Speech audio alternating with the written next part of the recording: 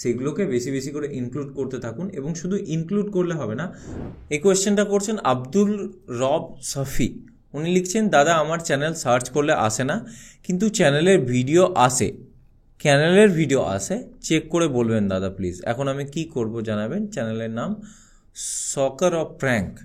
এটা হলো সকার of prank YouTube channel লিখে আমরা সার্চ করলাম।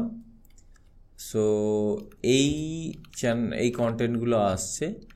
এর মধ্যে কোনটা আপনার চ্যানেলের কন্টেন্ট আমি নিজেও জানি না, বুঝতেও পারছি না। যাই হোক, আপনি যেটা বলতে চাইছেন যে আপনার চ্যানেল সার্চ করলে আসছে না, কিন্তু আপনার চ্যানেলের ভিডিও সার্চ করলে আসছে। তো এবার আপনি কি করবেন? এবার কিছু করার নেই। এবার আপনাকে যেটাই করতে হবে সেটা হলো যে আপনি আপনার চ্যানেলে বেশি বেশি করে ভিডিও আপলোড করুন, এবং ভিডিওর যে এসইও পোর্শন থাকে, মানে যেটা প্রপার টাইটেল, ডেসক্রিপশন এবং ট্যাগস, এই তিনটে সেকশন, টাইটেল, ডেসক্রিপশন এবং ট্যাগস, এই তিনটে জায়গায় আপনার চ্যানেলের নামকে বারবার করে ইনক্লুড করুন। ঠিক আছে? আপনার চ্যানেলের টাইটেলে, ডেসক্রিপশনে এবং ট্যাগসে সকার অফ প্র্যাঙ্ক, যেটা আপনার চ্যানেলের নাম, সেগুলোকে বেশি বেশি করে ইনক্লুড করতে থাকুন। এবং শুধু ইনক্লুড করলে হবে না, আগামী দিনে যত ভিডিও আছে তত ভিডিওতেই এই চ্যানেলের নামটাকে ঢোকানোর চেষ্টা করুন। তো তাহলে অবশ্যই চ্যানেলের নাম সার্চ করলে সার্চে আসবে। ঠিক আছে? এটাই হলো ট্রিক একমাত্র।